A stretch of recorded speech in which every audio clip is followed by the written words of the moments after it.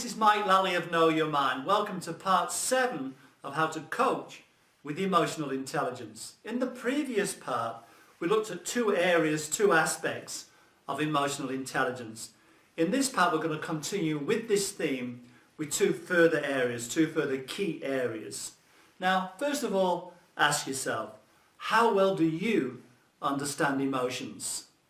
If you are weak in this area, it is likely that you will fail to connect with other people and struggle to understand more complex emotions. It's probable you will miss the point and be surprised by other people's emotions. However, if you are strong in this area, it is likely that you will understand what others feel and why, and be good at reading people. You take the time to understand other people's points of view and are blessed with insight into the way people think and behave.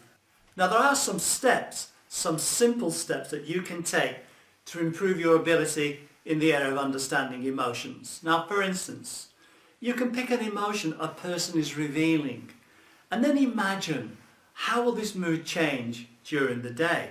Also, at the beginning of the day, you can assess your own emotional state, your own emotional mood, and presuppose what it might mean for you for the rest of the day. I mean, if you're feeling somewhat dull, then it makes good sense to alter your mood immediately. So we can begin to focus on the causes and the consequences of an emotion and how it's likely to progress, and what might it mean for a coaching session that you might be giving that day. So, do you know why you are feeling in a certain way? Do you have any clue why it is? And what led to this particular change in feeling? And if you are at a meeting, what is the best state to be in? At the beginning, during the middle, and also at the end of the meeting? And also, how would you like the other person to feel?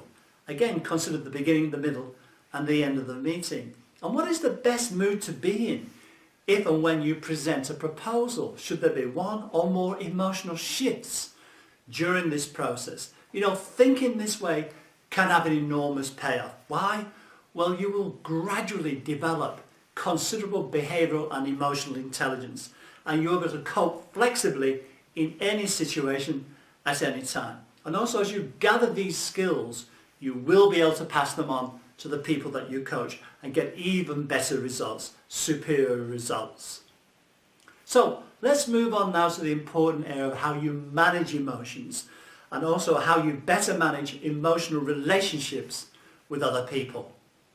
If you are weak in this area, it is likely that you will probably get overly emotional rather often and are somewhat controlled by emotions.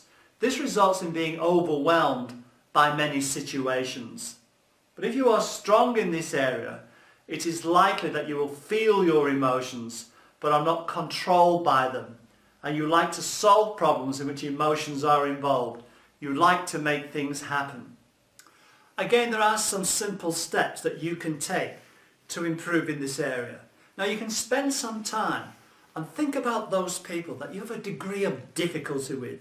When you're with them, when you're having a meeting with them, it's a little bit strained and never flows elegantly and naturally. There always seems to be a problem and you don't feel quite right when you're with them. And find a way to spend some time with them. So just go ahead and alter the way you think, how you feel, and the way that you behave when you're with them. And just see if this gradually begins to improve your relationship with this person. And do you find it easier, having done this, to get a rapport with them? Also, spend some time to think about those people you care about. And decide to spend more time with them. Tell them how you feel. Show your emotional side.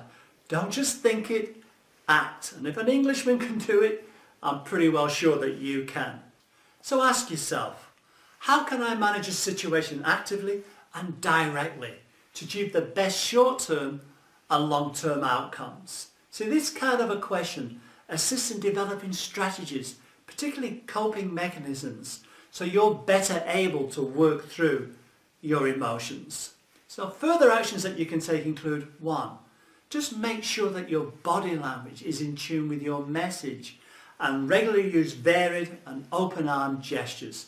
2, listen attentively and do it with compassion and understanding. 3, During a conversation, maintain meaningful eye contact. Number 4, decide to really develop your skills of expression.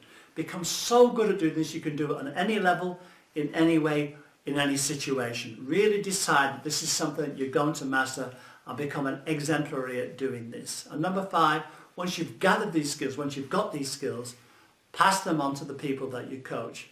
And I guess finally, never forget to tell those people that you're close to that you really care about them. Begin to really show that emotional side. So that completes part 7. Thanks so much for watching. Please visit my website, knowyourmind.com, or my blog, mikelallie.com, and make contact. I really would like to hear from you. In the meantime, take care, look after yourself, and remember, you've got many faces. Let's put them to use. Let's really ramp up our emotional ability. So till we chat again, look after yourself. Cheerio for now.